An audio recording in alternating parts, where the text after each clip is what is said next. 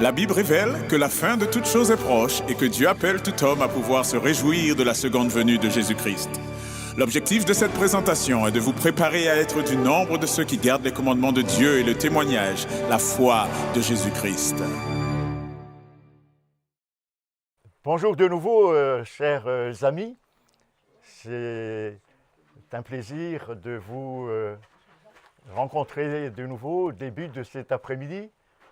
J'espère que vous avez fait une bonne sieste pour être attentif.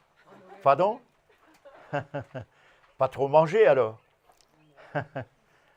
Alors, je désire revenir un tout petit peu sur ce diagramme que j'estime très important pour nous aujourd'hui, pour nous situer dans ce que dans Daniel chapitre 12 appelle par exemple le temps de la fin. Voyez, ce sont des événements qui vont très très vite et sans que nous nous apercevions. C'est pour ça que tout à fait au début, vous vous rappelez, j'ai placé le cadre de mon intervention dans le chapitre 24 de Matthieu. Je vais revenir encore sur ce chapitre 24, qui est le cadre de mon intervention et qui concerne en particulier ce temps de la fin dont parle Daniel dans le chapitre 12 et que nous devons avoir très net dans notre esprit puisque c'est en quelque sorte l'emploi du temps de Dieu pendant ce temps de la fin. D'où son importance. Dans notre préparation, et ce matin, je suis très ravi de participer à une course, puisque ça fait partie d'une préparation adéquate pour la venue de Jésus. Alors, lorsque vous ouvrez votre Bible de nouveau dans Matthieu chapitre 24, qui est le cadre de ce temps de la fin dont parle Daniel, par exemple, dans le chapitre 12, je lis Matthieu chapitre 24, verset 14, « Cette bonne nouvelle du royaume sera prêchée dans le monde entier pour servir de témoignage à toutes les nations, alors viendra la fin. » Il y a donc ici une prédication universelle, ou, selon les textes, dans le monde entier. Et qu'est-ce qu'il faut prêcher ici? C'est marqué clairement ici. Bonne nouvelle du royaume. C'est ça le sujet de cette prédication finale. Et en quelque sorte, la parole de Dieu nous a donné des éléments pour nous y préparer, pour nous encourager. Allons-y par exemple dans l'épître de Pierre. L'épître de Pierre, deuxième épître de Pierre,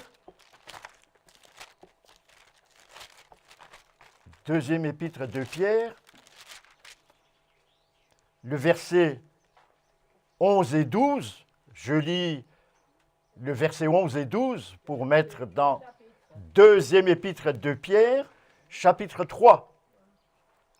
Chapitre 3, versets 11 et 12. Ce qui nous intéresse surtout, c'est le verset 12, mais on va le mettre dans son contexte. Puisque donc toutes ces choses doivent se dissoudre. Ce texte nous montre, les amis, que toutes les choses que les hommes sont en train de construire actuellement, soit dans le domaine économique, soit dans le domaine financier, soit dans le domaine religieux. Je viens d'écouter dans ma voiture la rencontre actuelle à Londres entre Donald Trump et Madame j'ai oublié son... Madame Theresa May, et le plan qu'ils envisagent après le Brexit de construire pour jeter un pont beaucoup plus solide entre l'Angleterre et les États-Unis. Vous voyez, c'est échafaudage d'un plan qui va être dissous.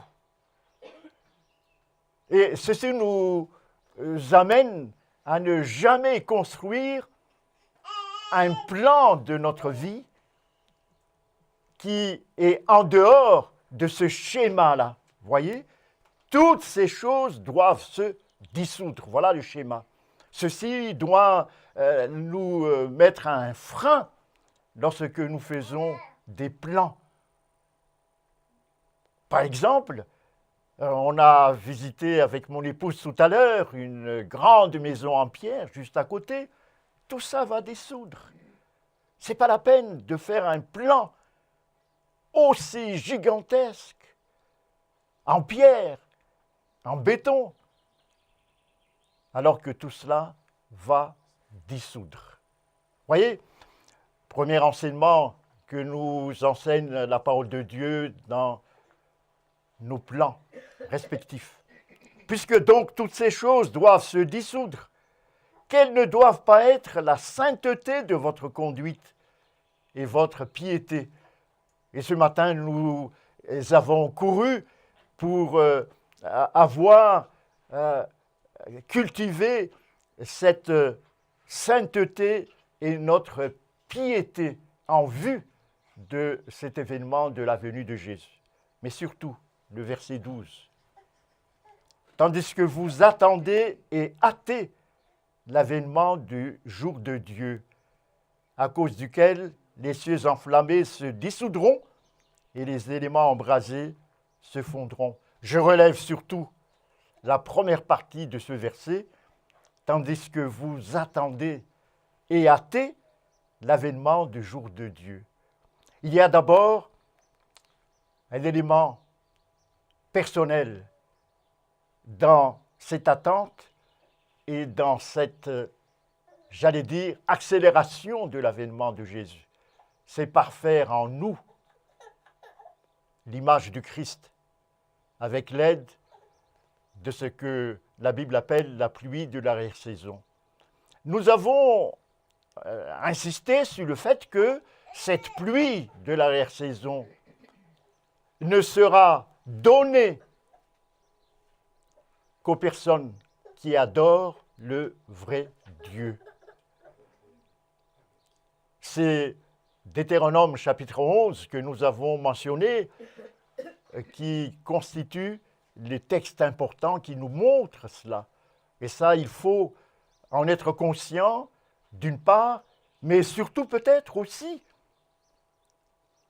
intégrer cela dans notre message autour de nous pour que nos voisins, nos amis, notre famille soient au courant de l'existence de cette pluie de la première saison afin que cette pluie prépare l'autre pluie qu'on appelle la pluie de l'arrière-saison, dont le rôle est de nous aider justement à porter ce message qu'Apocalypse chapitre 18 appelle le grand cri, qui est une répétition du message du troisième ange. Et nous sommes appelés à répéter le message du troisième ange avec force, avec conviction, avec détermination, en engageant tous nos moyens, quels qu'ils soient, parce que tout ce que nous possédons va être dissous.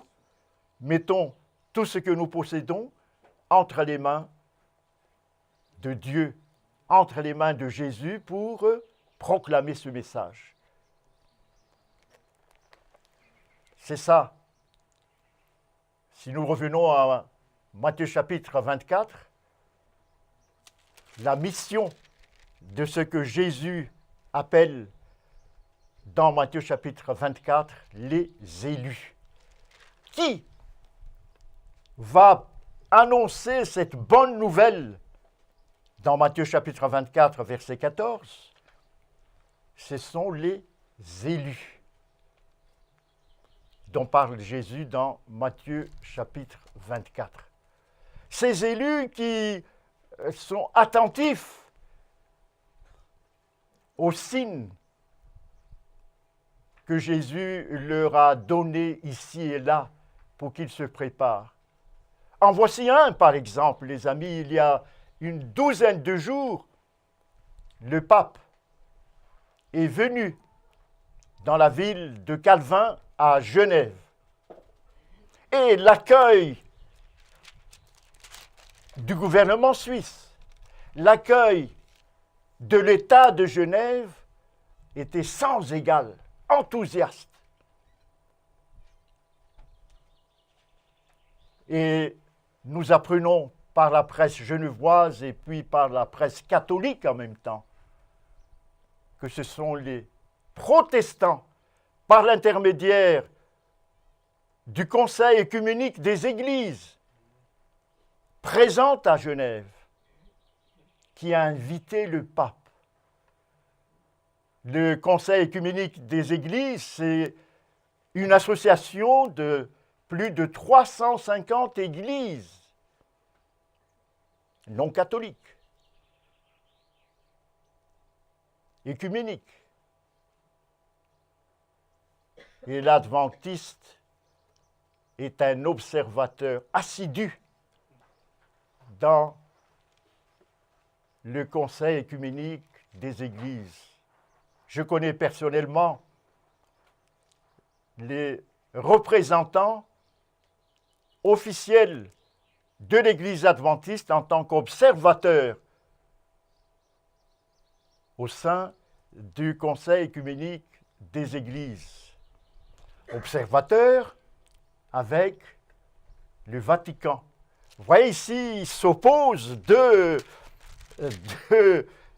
églises qui, dans leur message, sont très opposées. Deux observateurs, l'un, le Vatican, l'autre, l'Église adventiste. Je me rappelle, il y a 4 ans de cela, je suis allé au Conseil œcuménique des Églises à Genève pour consulter leur immense bibliothèque. Et il y avait une rencontre du comité directeur du Conseil œcuménique des Églises. Et je suis allé là pour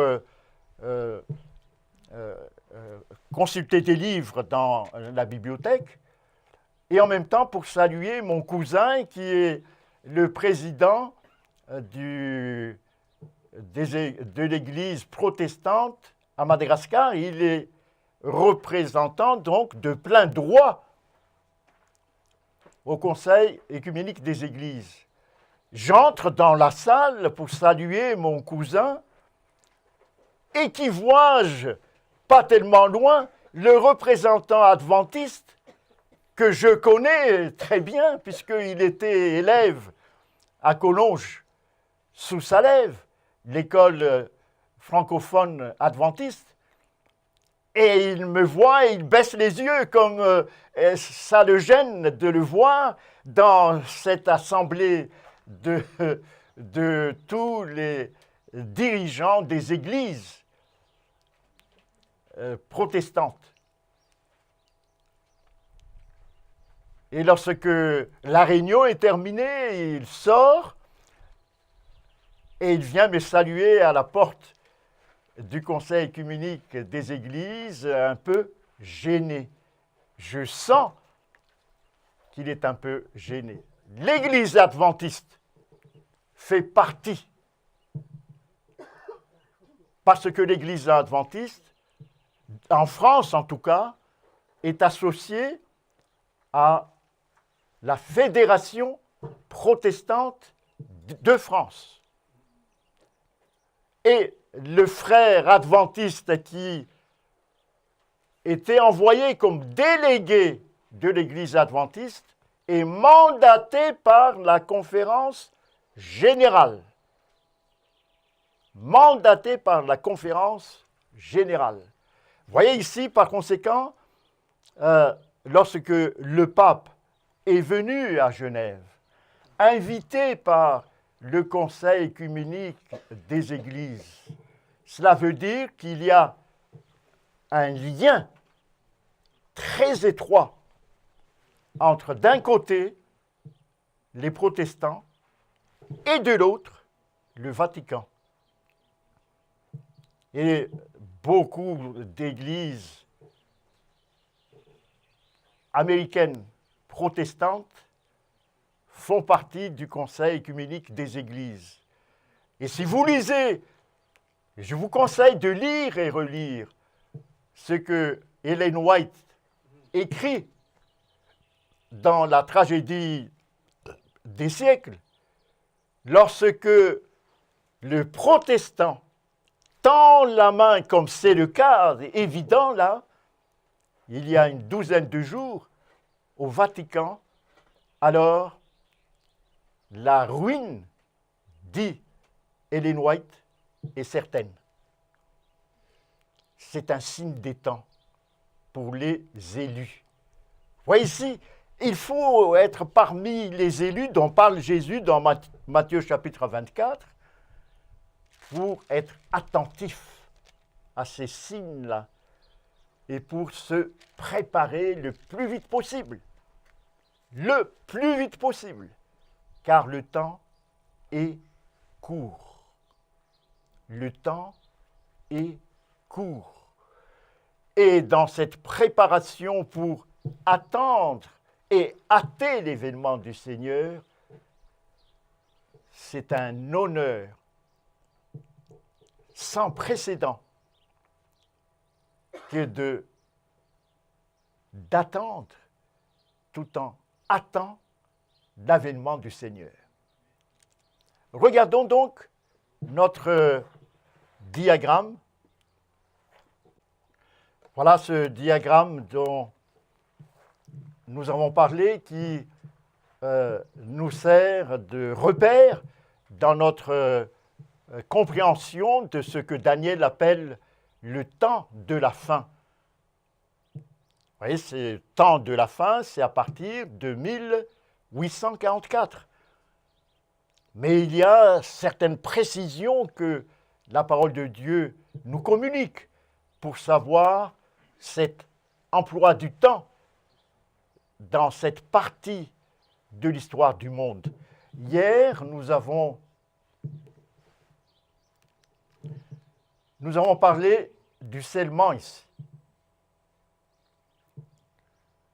Et aujourd'hui, nous allons étendre notre sujet sur le thème de la pluie de l'arrière-saison et la proclamation du grand cri. La pluie de l'arrière-saison et la proclamation du grand cri. Cette expression, le grand cri, vous le trouvez dans Apocalypse chapitre 18. Apocalypse chapitre 18.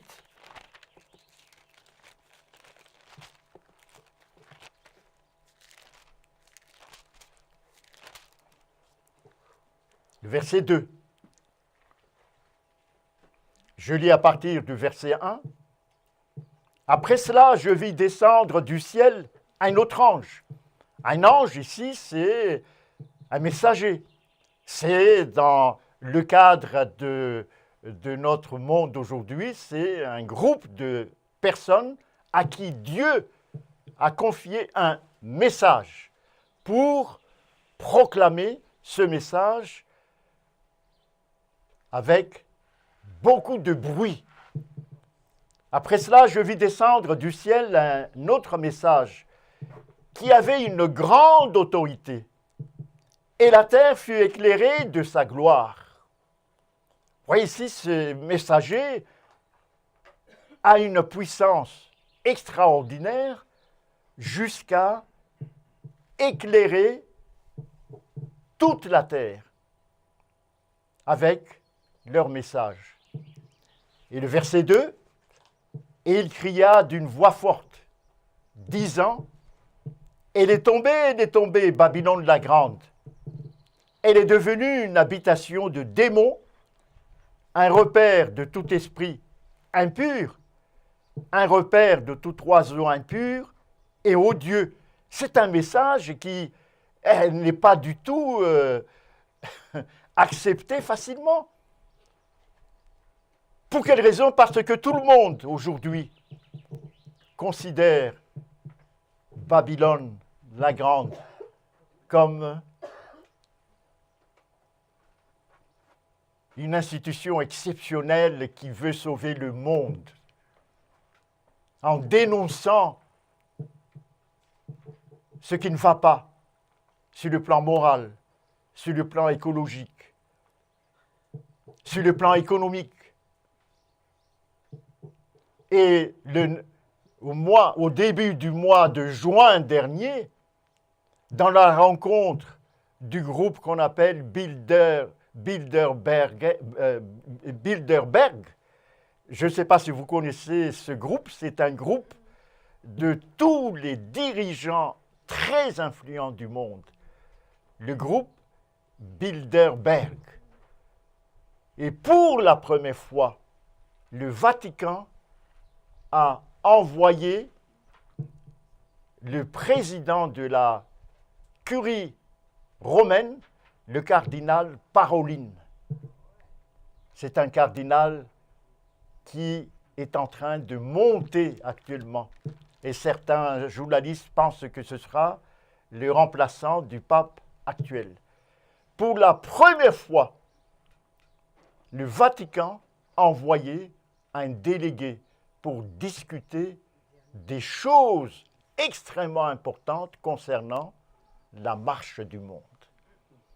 Il y avait 12 sujets. Et parmi les 12 sujets, il y a des sujets économiques, des sujets écologiques, des sujets, attention à cette fois-ci, des sujets concernant les informations. Vous voyez? Concernant les informations. Et ça, c'est très important, les amis, de le savoir. Car les représentants de Google étaient invités dedans. Parce que le représentant de Google maîtrise la récolte des informations, des données entre les mains de cette compagnie. Vous voyez ici, il y a des signes que seuls, je répète, les élus connaissent et qui leur permettent de se préparer le plus vite possible, ne pas faire des plans gigantesques parce qu'ils savent que tout va être dissous bientôt. Alors, notre propos sera, puisque vous voyez par conséquent ce scellement qui est ici, dont nous avons parlé, et le scellement nous amène à la proclamation du grand cri qui se placerait donc ici, et après, la fin du temps de grâce sera terminée. Vous voyez que tout va très très vite. C'est pour ça que des fois, je suis triste pour nos amis, nos familles, ceux qui sont dans nos églises, parce qu'ils ignorent que la fin du temps de grâce qui est ici sera pour bientôt.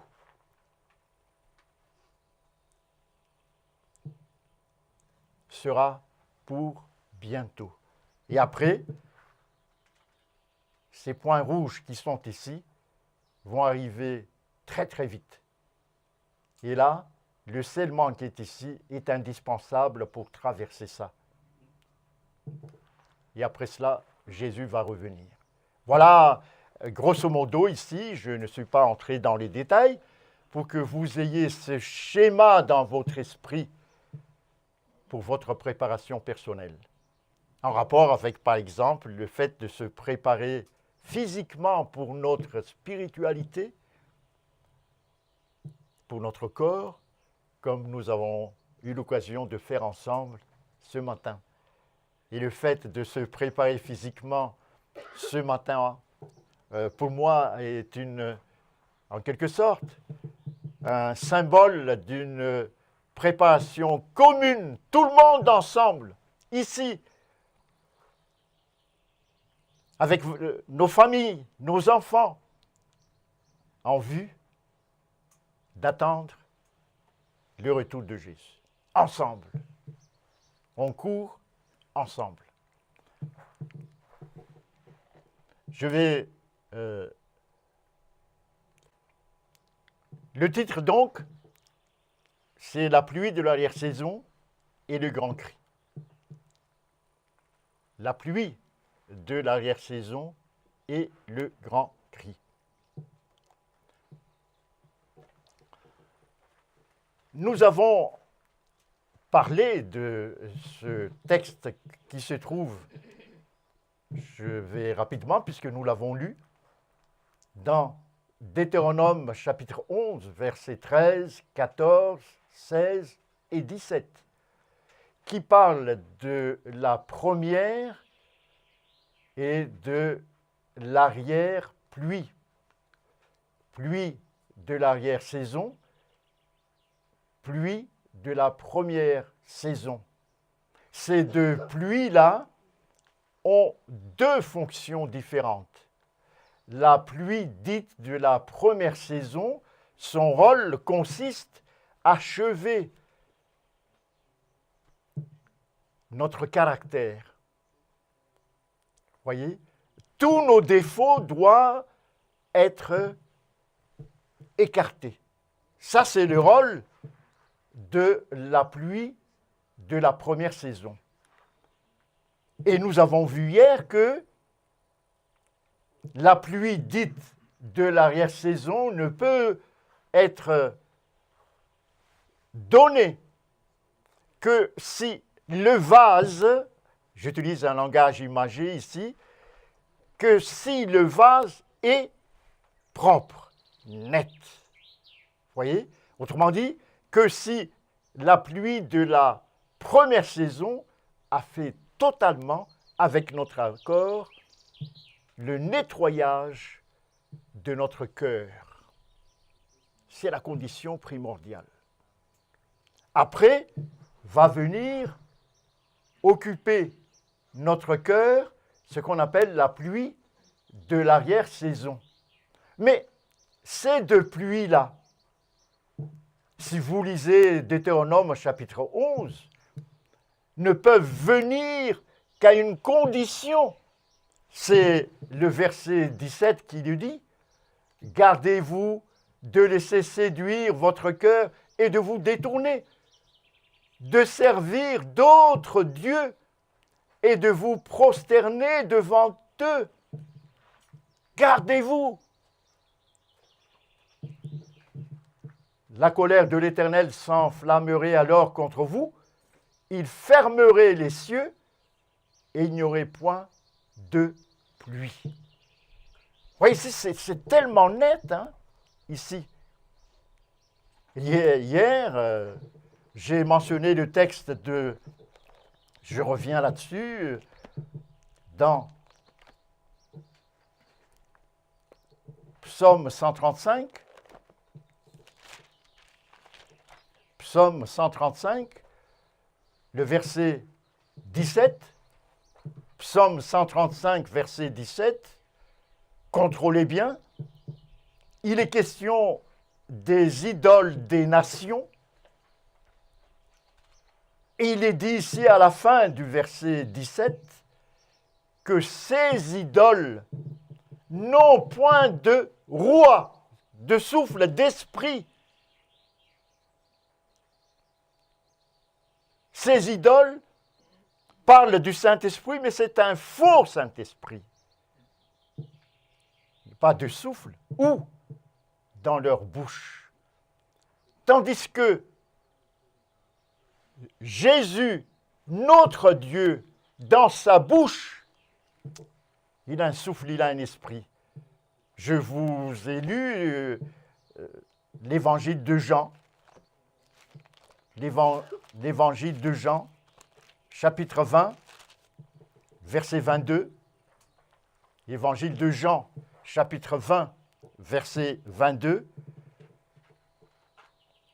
Je lis à partir du verset 21. Jésus leur dit de nouveau, « La paix soit avec vous. Comme le Père m'a envoyé, moi aussi je vous envoie. » Voyez ici, l'envoi des élus. Mais pour le temps de la fin, pour proclamer le grand cri. « Moi aussi je vous envoie. » Et après cela, qu'est-ce qu'il fait? Regardez le texte, en rapport avec Psaume 135. Il leur dit, il souffla sur eux et leur dit, recevez le Saint-Esprit. Voilà la différence. C'est ce qui justifie Deutéronome chapitre 11. Si on adore des idoles, il n'y a pas de souffle dans la bouche des idoles. Pas de souffle. C'est là la tromperie gigantesque de beaucoup de nos frères et sœurs qui sont à l'intérieur de la communauté adventiste. Je les connais, moi, personnellement, dans notre région et en Suisse. Des personnes qui sont sincères, qui suivent, j'allais dire presque à la lettre, ce que l'esprit de prophétie, par exemple, enseigne, jusqu'à faire des sacrifices pour garder leurs enfants à l'école, pour faire école à la maison. Vous voyez, ça demande énormément de sacrifices. Mais malheureusement, il y a un blocage que de ne pas comprendre ce que Deutéronome dit. Malgré de multiples tentatives, malgré l'envoi des brochures, des livres que frère Alain Stump a écrit, on leur a mis entre leurs mains, puisqu'ils parlent l'anglais. Rien à faire. Et cette famille de déclarer qu'il faut rester à l'intérieur de l'Église, puisque Ellen White a dit que l'Église ne tombera jamais, ce qui est une erreur, une mauvaise compréhension du contexte dans lequel Ellen White a dit cela. Peut-être que lorsque vous allez ici et là rencontrer des personnes dans la communauté adventiste, des personnes qui sont très, très engagées, connaissent très bien les écrits de l'esprit de prophétie. Ils vont vous dire, l'Église adventiste ne tombera jamais. C'est Ellen White qui l'a dit. Vous voyez, c'est cette phrase qui est extraite de son contexte qui entraîne beaucoup des personnes de ce genre à tomber dans l'erreur. Alors, je vais vous montrer ce contexte-là. Ellen White a écrit cela en 1800, 1892. Cette date est extrêmement importante. En quelle année? 1892. Cela veut dire 4 ans après 1888. Que s'est-il passé en 1888? Si vous connaissez l'histoire de la dénomination adventiste, c'est le message de la justification par la foi. Mais juste donc quelques années après la proclamation de ce message de la justification par la foi, le contexte historique est le suivant. Il y avait des gens qui ont répandu partout dans les églises de cette époque qu'il y a des péchés ou des abominations à l'intérieur des églises. Vous voyez, donc, dénonce ces péchés qui se trouvaient à l'intérieur de l'Église à cette époque. Et à ce moment-là, Ellen White a écrit ce message-là. L'Église de cette époque, je souligne, l'Église de cette époque qui venait de recevoir le message de la justification par la foi, ne tombera jamais. Ne tombera pas. Voyez? Et c'est ça que les personnes qui vont vous jeter ça sous votre nez ne comprennent pas. Voyez, donc il faut, et en général c'est comme ça lorsque vous lisez les ouvrages d'Ellen White, toujours envisager le contexte pour ne pas être trompé dans la lecture du message. Donc, certainement, on va vous dire l'Église ne tombera pas, etc. Non. Sachez qu'il faut placer cette citation dans son contexte. Alors, voyons maintenant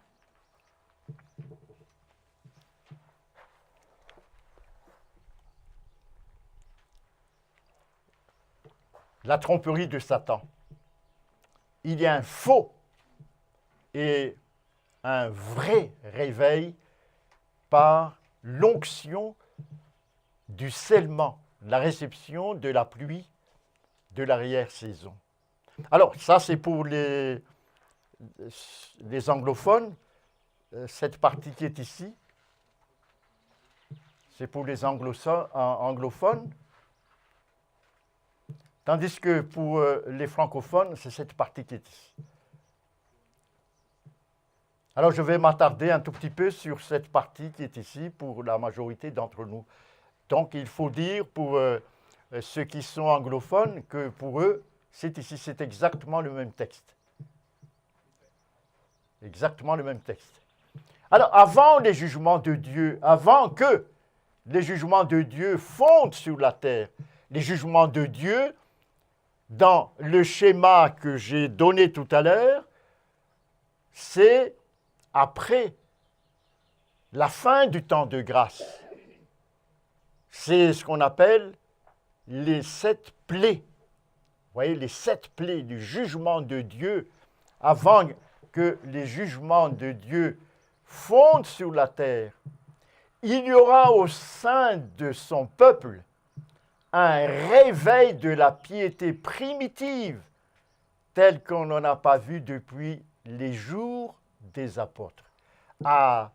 C'est pour cette raison, les amis, que c'est un véritable privilège de vivre notre temps, puisqu'on va vivre cela, cette piété primitive que les apôtres ont connue.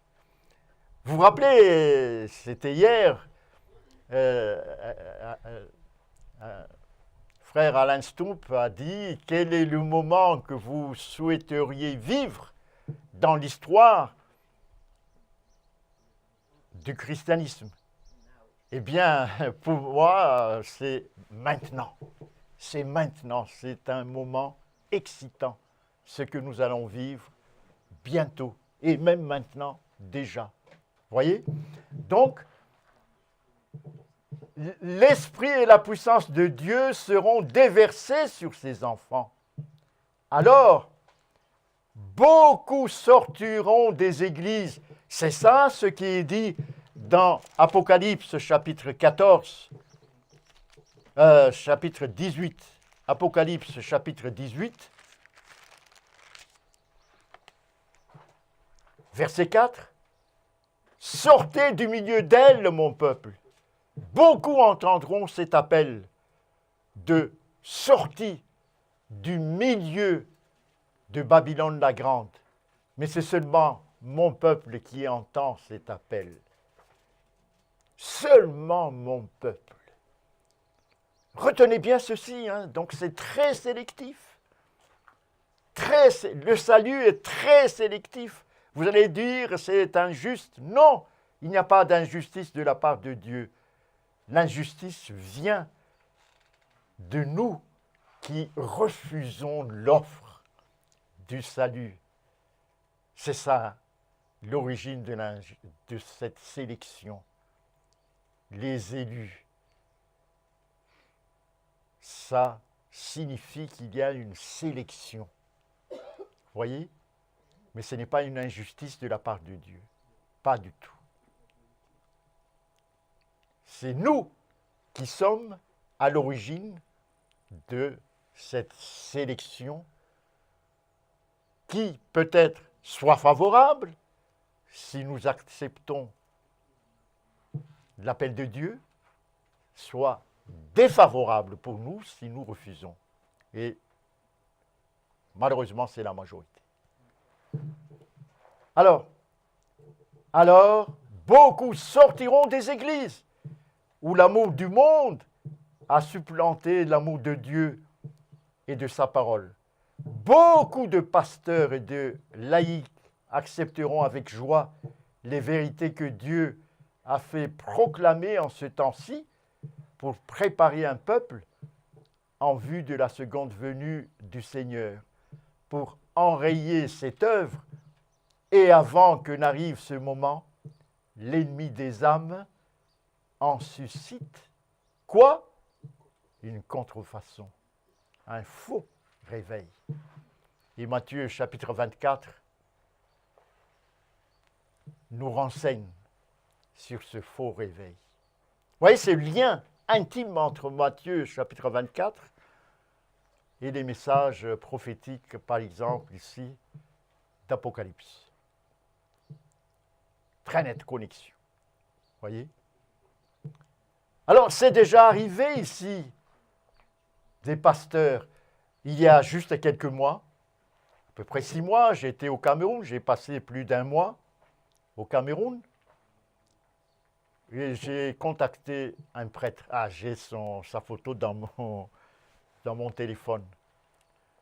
Prêtre, Père Apollinaire. J'ai parlé avec lui. Les yeux dans les yeux et cœur à cœur. Et ça, il l'a senti. Le Père Apollinaire, dès que je lui ai présenté le message sur Dieu, Bible en main, parce que je lui ai demandé de prendre sa Bible dans sa bibliothèque. Il a pris sa Bible et nous avons consulté ensemble. À peine une demi-heure, il a découvert la vérité. Et il a pris la décision de suivre la vérité qu'il a trouvée en très peu de temps. Père Apollinaire, je le vois encore sur sa photo, puisque j'ai demandé tout de suite, dès qu'il a pris la décision, j'ai dit, Père, est-ce que je peux prendre votre photo? Il a dit oui. Il est habillé en noir, comme les pères, et puis avec une croix. Il a dit, je vais donner ma démission auprès de mon évêque. Vous entendez? Donner ma démission auprès de mon évêque. Il est allé voir son évêque. Ouais. Son évêque a refusé. Et son évêque lui a dit, ne faites pas ça. Parce que tu es connu. Et étant donné que tu es connu, ça va entraîner des désordres ici. S'il te plaît, ne fais pas ça. Mais si tu veux,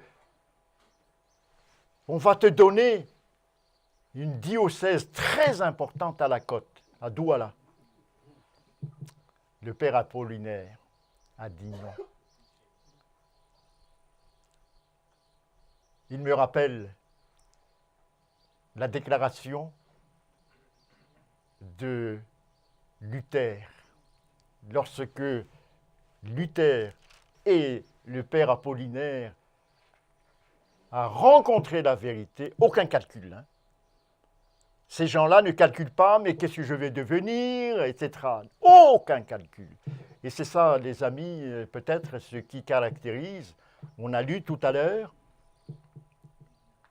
le messager d'Apocalypse chapitre 18 qui porte le message du grand cri. C'est cette qualité de personne qui ne calcule plus parce qu'il n'a rien à perdre. Aucun calcul. Qui savent marcher par la foi. Quelle que soit la situation qui est devant. Qui connaissent ce que j'appelle la pédagogie de Dieu et que nous avons eu l'occasion d'évoquer dans Deutéronome chapitre 8, que je relis puisque j'aime beaucoup et j'apprends beaucoup cette pédagogie de Dieu. Dieu humilie et éprouve pour savoir, Deutéronome chapitre 8, verset 2, pour savoir quelles sont les dispositions de ton cœur. Voyez, c'est ça la pédagogie de Dieu. Dieu connaît la disposition de ton cœur, mais pour que tu puisses savoir, ah, voilà ce qu'il y a dans mon cœur. Et ne soyez pas étonnés parce que des fois, ça nous étonne, les amis. Je vous recommande vivement de lire Deutéronome chapitre 8. Dieu conduit le peuple d'Israël en appliquant sa pédagogie dans le désert pour rencontrer qui? Ce que j'appelle ce rocher ambulant qui est le Christ. C'est beau cette pédagogie de Dieu. J'aime beaucoup. Et il faut en faire l'expérience pour aimer Dieu de tout son cœur, de toute sa pensée, de toute son âme. Il faut comprendre cette pédagogie de Dieu et le vivre. À ce moment-là, votre attachement à Dieu est extrêmement solide. Voyez, puisque vous allez rencontrer ce que j'appelle le rocher ambulant, le Christ, dans le désert. Et c'est très beau, c'est très poétique, c'est très très beau. L'image utilisée ici, est-ce que vous pensez que d'un grand morceau de granit va jaillir de l'eau? Mais c'est l'image utilisée ici qui est très poétique, très suggestif. C'est très très beau. Ceci, les amis, c'est pour frapper notre imagination. Autrement dit, ne soyez jamais découragés lorsque vous êtes conduit à cheminer dans le désert. Ça arrivera certainement pour chacun d'entre nous. J'insiste beaucoup là-dessus. Ça arrivera certainement pour chacun d'entre nous. Mais c'est la preuve que Dieu est en train de t'éduquer. C'est la preuve que Dieu est en train de te perfectionner. Et oui, j'utilise ce mot, allons-y dans Hébreu, puisque c'est un mot qui nous fait peur. Hébreu.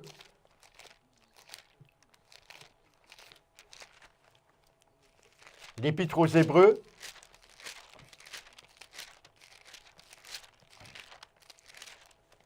L'Épître aux Hébreux. Chapitre 10. L'Épître aux Hébreux.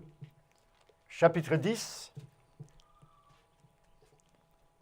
On va lire versets 14, 15, 16 et 17.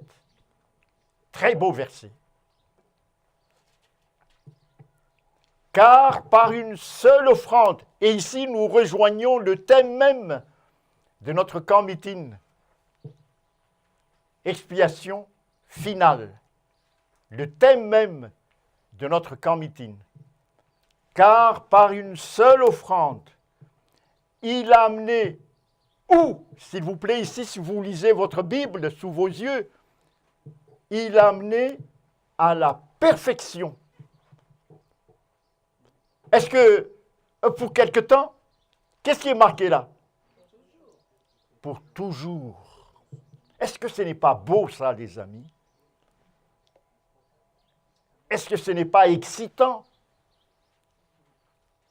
Est-ce que ceci ne nous pousse pas à remercier Jésus, puisque c'est lui qui a fait cette offrande unique? Il faut plier les genoux devant cet amour de Dieu et surtout le fait que son Fils a accepté d'offrir son sang pour que nous ayons cette perfection éternelle. C'est ça, un des éléments de ce thème de notre camp meeting, expiation éternelle. Car par une seule offrande, il a amené à la perfection pour toujours ceux qui sont sanctifiés. Et c'est ce que le Saint-Esprit nous atteste aussi.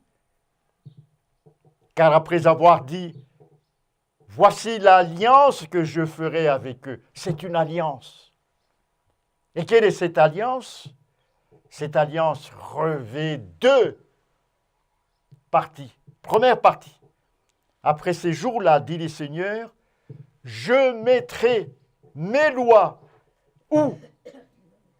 Dans leur cœur, et je les écrirai dans leur esprit.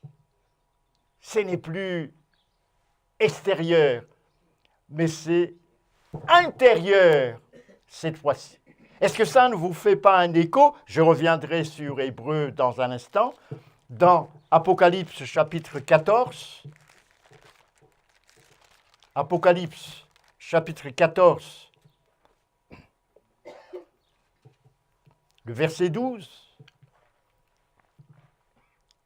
c'est ici la persévérance des saints. C'est une autre manière de parler des élus dans Matthieu chapitre 24. C'est ici la persévérance des saints qui gardent quoi? Les commandements de Dieu et la foi de Jésus. C'est tellement beau là. L'univers tout entier va découvrir que sur cette terre, il y a des hommes qui gardent les commandements de Dieu et qui ont la foi de Jésus. Ce sont ces hommes-là, ce que Jésus appelle dans Matthieu chapitre 24, les élus. Et que Hébreux chapitre 10 dit qu'ils ont intégré en eux, que dans leur cœur, les lois sont gravées et les lois sont écrites dans leur esprit. Vous voyez ici, je trouve ça très très beau. Hein. Moi personnellement, c'est des langages aussi poétiques. Vous voyez, c'est très poétique comme langage. C'est une des formes de la poésie dite hébraïque. Et la deuxième partie, le verset 17. Hébreux chapitre 10, verset 17. Et je ne me souviendrai plus de leur péché, ni de leur iniquité. Je ne me souviendrai plus de leur péché, ni de leur iniquité. Vous voyez, il y a, à peu près 1 mois et demi maintenant, nous avons eu l'occasion de baptiser dans la mer, en Martinique, 21 personnes. Et je leur ai dit, à ce moment-là, que c'est un privilège pour vous d'être baptisés dans la mer. Pourquoi? Eh bien, parce que une parole de Dieu qui se trouve dans Michée se trouve cette fois-ci littéralement Michée.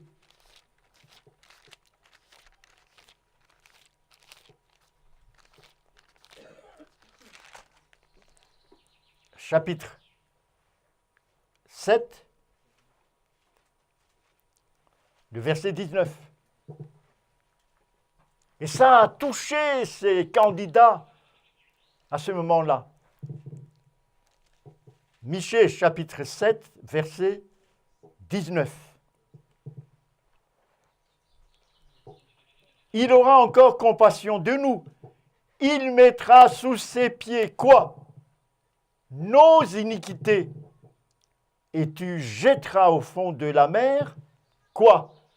Tous leurs péchés.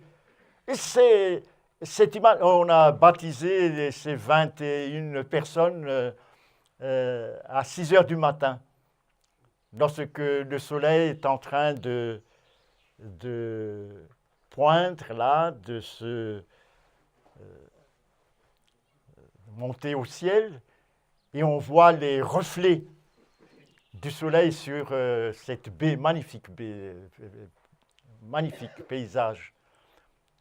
Et avant de mettre dans l'eau chaque personne, on les a réunis et on a lu Michée chapitre 7, verset 19. Les gens étaient touchés. Puisque c'est une réalité cette fois-ci, cette image poétique utilisée dans Michée qui est ici. Ce sera au fond de l'eau. Et en Martinique, lors de ce baptême, je leur ai dit que lorsque vous allez vous baptiser dans l'eau, vous portez vos habits normaux. Par contre, lorsque vous allez vous rhabiller, vous portez des habits blancs. Et Ellen White l'a dit, donc je leur ai dit, ça ne vient pas de moi, hein, c'est Ellen White. Et vous voyez, ces symboles-là ont marqué ces baptisés-là. C'est très beau. Vous voyez, des symboles, mais qui revêtent une signification tangible dans leur existence. L'endroit s'appelle Trinity. Ah oui, l'endroit, la baie où on a baptisé ces personnes s'appellent la Trinité. Les Martiniquais le savent, ce n'est pas tellement loin, de Fort-de-France, de Lefrançois, oui, là, ces quartiers que je connais, voilà, pour ceux qui sont martiniquais. Pardon? Pardon, s'il te plaît, j'ai...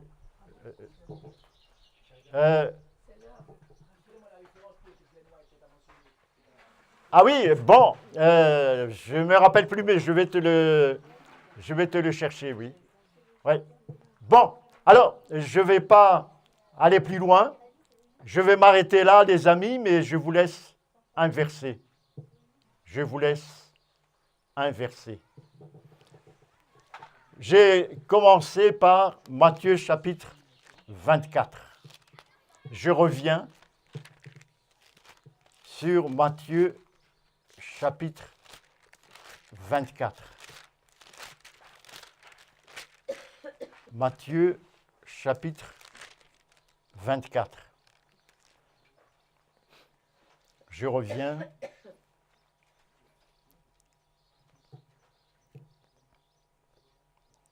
Matthieu chapitre 24.